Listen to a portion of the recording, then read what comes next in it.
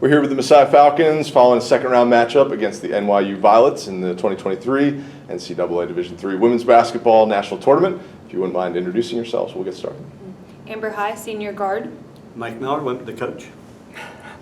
I consider my graduate forward. Coach, just an opening statement from a second-round game against NYU. Yeah, obviously, like we knew they were going to be very tough, bigger, stronger, skill and depth, those kind of things. We needed to play a little bit cleaner in the first half. The press they threw at us, we came out, ran our stuff. They got us so we couldn't run our stuff, and then we were kind of chasing them the rest of the night. Yeah, I mean they're really good. We knew we felt we had a chance, a good chance, but it was going to be an uphill battle, and they played really, really well. They had really executed well and got some easy baskets in the first half. End of the second quarter, that 7-point run really hurt momentum-wise. Yeah. I'll ask maybe one question about the game, but between the lines, what was the mindset going in against NYU? We got to see them yesterday. They're an athletic team, maybe a little bit deeper than the Falcons are. But what was kind of the approach going in, and what did we see in the first maybe quarter or two between the lines? I think as a team, and the coaches also talked about this, like what an opportunity for us. Our program wants to be great. We are great, and we want to continue to be great. And in order to be great, we have to play great teams. So we didn't see playing NYU as intimidating, or like we didn't feel like we were like at a disadvantage. We just saw it as a great opportunity. And man, they're a good basketball team.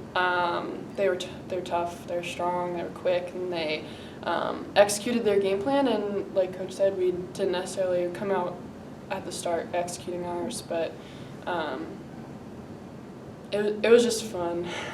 Fun to play great basketball. I think I said this in one of our huddles with just us girls of like, I can speak for myself. This is why I came to Messiah. I wanted to play in great basketball games. I wanted to play really, really competitive basketball, and what an opportunity to do that tonight against NYU.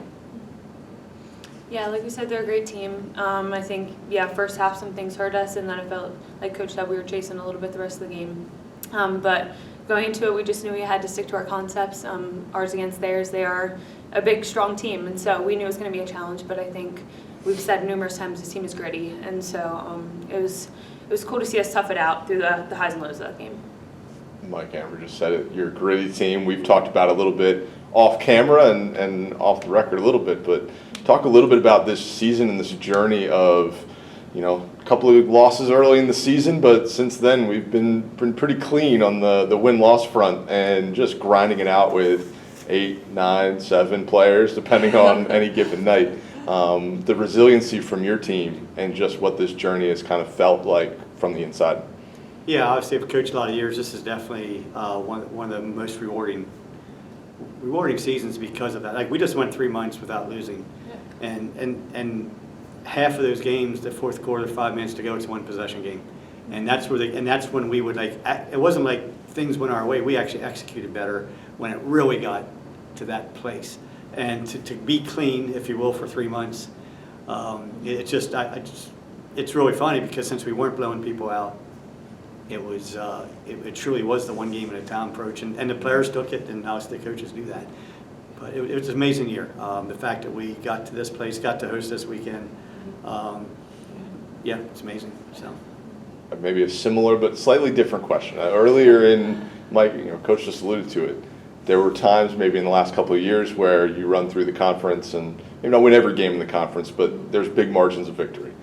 Not necessarily the case this season. How did the experience of your first few years with the program of, hey, this is how the tradition that's built, we come to the end of a game and you close things out, you get a win. How did that translate and provide such a great foundation for cutting your teeth in hard games at the end of the season or throughout the year? Yeah, I would attribute that a lot to, first and foremost, the pillars of this program. Like, our identity is put your head down and grit it out and work as hard as you can, and everything we do, we want to honor and glorify the Lord, and through that, like, working hard is honoring and glorifying the Lord. Second, I just have to give a lot of credit to the people that came before us. There were so many great leaders who just instilled what this program is about, and to be able to be at this point in our careers now where we got to, our cup was overflowing and we got to pour that into other people's, and just knowing that this program is in some really, really good hands, some really gritty people who are just going to continue to carry the identity of a Christ-driven, grit-driven team. I mean, I couldn't say it better myself, but a lot of it's in the foundation of this program, and I think this team really just represents playing with the joy of the Lord, and not only doing that hard, but doing that well and with joy, and just representing Him in all that we do. Coach, any thoughts on these two individuals to your right and left? Yeah, absolutely. Yeah, I mean, both have, everybody has their own story, any player, any team around the nation.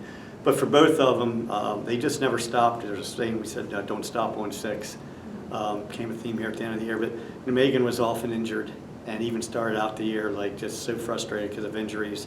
And for her, since the first week of January, did you play every game since first week of January? Yeah, I mean, that's never happened before. And for that to happen, Amber had to really grow into her great role on the court, and to see her just blossom as a basketball player as a senior and be out there. Just again, everybody has their own story, but the whole grit and resilience is a thread through that, because she could have given up before she got to this point and then would have missed out. So even these are life lessons to just, you got to keep going forward, follow your passion.